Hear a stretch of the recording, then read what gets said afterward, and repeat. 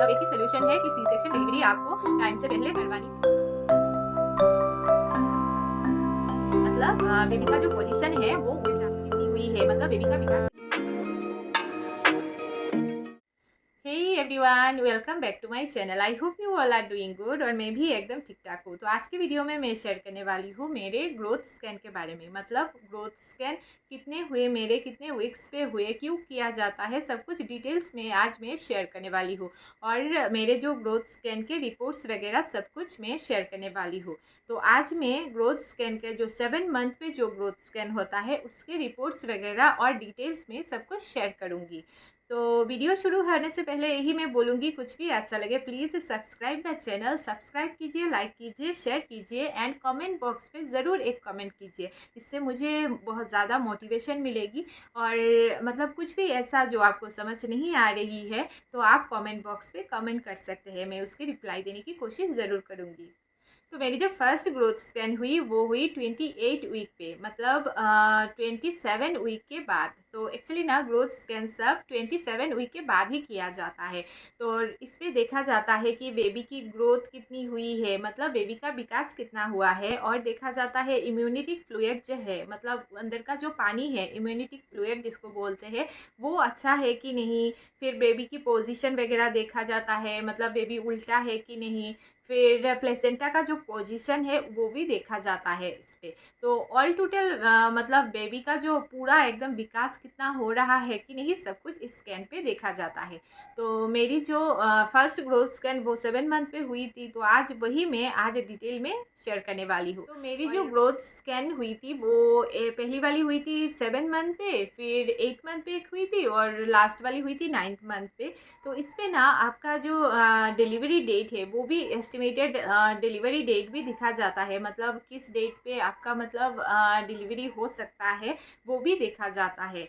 तो आज मैं 7 मंथ का जो ग्रोथ स्कैन हुआ था उसका डिटेल्स वगैरह सब कुछ शेयर करने वाली हूँ। अगर आपने मेरी सारी वीडियोस फॉलो किए होंगे तो आपने देखा ही होगा मेरे जो जितने भी स्कैन हुए थे सब में मुझे कुछ ना कुछ प्रॉब्लम आए ही थे। तो 7 मंथ पे भी मैं बहुत ज़्यादा टेंशन में थी, तो टेंशन लेके हम फिर से पहुँचे हॉस्पिटल। और हॉस्पिटल जाके फिर हमने स्कैन कराया और स्कैन मतलब कराने के बाद हमें आया ब्रीच पोजीशन बेबी, मतलब बेबी का जो पोजीशन है वो उल्टा है। एक्चुअली हेड जो है वो नीचे की तरफ होना चाहिए था और पैर ऊपर की तरफ, लेकिन बेबी का जो उल्टा है, मतलब पैर नीचे की तरफ था और सिर फिर ऊपर की तरफ। तो ये ना एक बहुत मतलब एक सिचुएशन है, प्रॉब्लमेटिक सिचुएशन है जो मैं आगे शेयर करूँगी। लेकिन उससे पहले मैं अपने रिपोर्ट सब कुछ आपके साथ शेयर कर रही हूँ। तो यहाँ पे मैंने अपने रिपोर्ट्स वगैरह सब कुछ दिया है, आप देख पाओगे मेरे नाम्स वगैरह सब कुछ क्लियर से दिया गया है। और यहाँ पे ग्रोथ स्कैन लिखा गया है और ये स्कैन ना 27 वीक 4 डेज़ पे हुई थी मेरी। और यहाँ पे आप सर्विक्स की मेज़रमेंट जो है वो पूरा आप देख पा रहे हो, पूरा क्लोज ही है। और यहाँ पे आप देखिए बेबी की जो पोजीशन है वो क्लियर सेब्रीज पोजीशन दिया गया है, जो कि प्रॉब्लमेटिक थी उस टाइम। और दूसरा था जैसे कि मेरे लो लाइंग प्लेसेंटा थी, तो यहाँ पे है पोस्टीरियर हाई आ चुका था तब तक, तो ये मतलब एक टेंशन से थोड़े से रिलीफ मिली मुझे। और यहाँ पे इम्यूनिटिक जो फ्लूइड है वो 15.4 आया है। एक्चुअली ये 10 पॉइंट समथिंग हो तो एकदम नॉर्मल बताया जाता है, लेकिन वहाँ पे भी इम्यूनिटिक फ्लूइड मुझे ज़्यादा आया है। और बेबी की फीटल हार्ट बीट भी आप देख पाओगे 146 बताया गया है यहाँ पे। तो मेरी हमेशा ही फीटल हार्ट रेट 146 और 148 ऐसे ही आया था, हमेशा ही आता था ऐसे। तो यहाँ पे आप देख पाओगे बेबी की जो वेट है वो दिया गया है। बेबी की वेट यहाँ पे 1 किलो 172 ग्राम्स आया है। तो क्लियर से सब कुछ दिया गया है। फिर यहाँ पे आप देख पाएगा फीटल जो मतलब सब जो एक्चुअली पहले वाले जो 5th मंथ का जो स्कैन है उस पर क्लियर से सब कुछ देखा जाता है। तो इस स्कैन पे भी बेबी की नेक, फिर हेड, फेस सब कुछ थोड़ा सा चेक वगैरह करते हैं। तो यहाँ पे सब कुछ क्लियर से बेबी की फेस और हेड मतलब मेज़रमेंट करके सब कुछ थोड़ा सा क्लियर से डिटेल से बताया गया है। तो आप यहाँ पे देख पाओगे। फिर लास्ट में आप यहाँ पे देख पाओगे कंक्लूशन में ये बोला गया है कि अभी ब्रीच पोजीशन बेबी है, और दूसरा है कि वहाँ पे अभी जो इम्यूनिटी फ्लूइड है वो ज़्यादा आया था।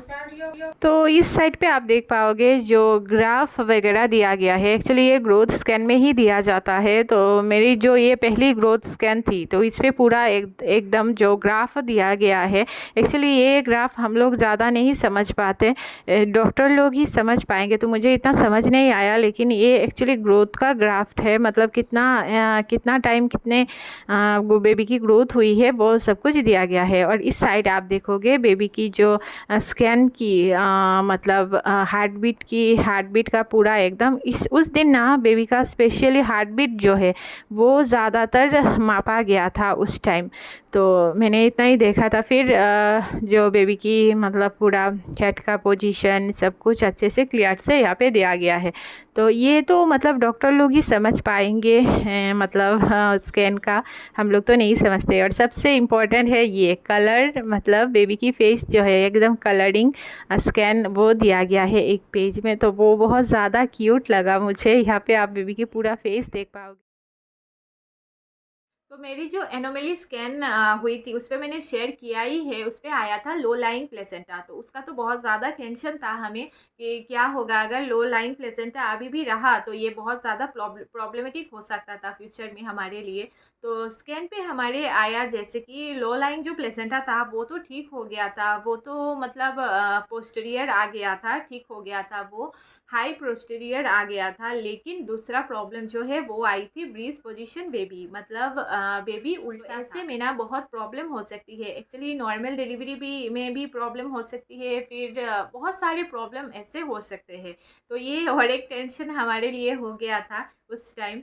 तो उसको लेके टेंशन ही कर रहे थे। फिर हमने टेंशन लेके मैम के साथ मिले, तो मैम ने और एक टेंशन दे दिया कि हमें मेरी जो मतलब इम्यूनिटी फ्लूइड थी अंदर का जो पानी था वो भी मतलब ज़्यादा हो गया था। तो मैम ने हमें इतना ही बोला कि टेंशन की ज़्यादा बात नहीं है, एक्चुअली ये सीधा हो जाता है बेबी को, मतलब 32 वीक्स तक वो मतलब सीधा हो जाता है, पोजीशन चेंज हो जाता है। और अगर आपकी 32 वीक्स तक मतलब बेबी का पोजीशन ठीक नहीं हुई, तो ये मतलब बहुत ज़्यादा फ्यूचर में आपका प्रॉब्लम हो सकता है, प्रीमेच्योर डिलीवरी हो सकती है। फिर बहुत सारे प्रॉब्लम जैसे नॉर्मल डिलीवरी की चांसेस भी बहुत ज़्यादा कम हो जाते हैं। फिर इम्यूनिटी फ्लूइड भी अगर ज़्यादा रहा तो भी बहुत ज़्यादा प्रॉब्लम हो सकता था। लेकिन मैम ने हमें इतना ही बोला कि इसका कोई सल्यूशन नहीं है। मैम ने मुझे इतना ही बोला था कि टेंशन मत लीजिए, 32 वीक तक ये आप वेट कर लीजिए, फिर ये मतलब ठीक हो जाएगा। उसके बाद मैम ने हमें सजेस्ट किया कि आपको 8 वीक तक 8 मंथ तक आपको फिर से टेस्ट कराना है, मतलब फिर से एक स्कैन कराना पड़ेगा, देखना पड़ेगा कि बेबी का जो पोजीशन है वो ठीक आया कि नहीं। वैसे तो 8 मंथ पे कोई स्कैन वगैरह नहीं कराते, लेकिन जैसे कि मेरी मतलब बेबी का पोजीशन वो ब्रीच पोजीशन थी, उसके लिए मैम ने फिर हमें 8 मंथ पे और एक स्कैन कराने की सजेशन दी।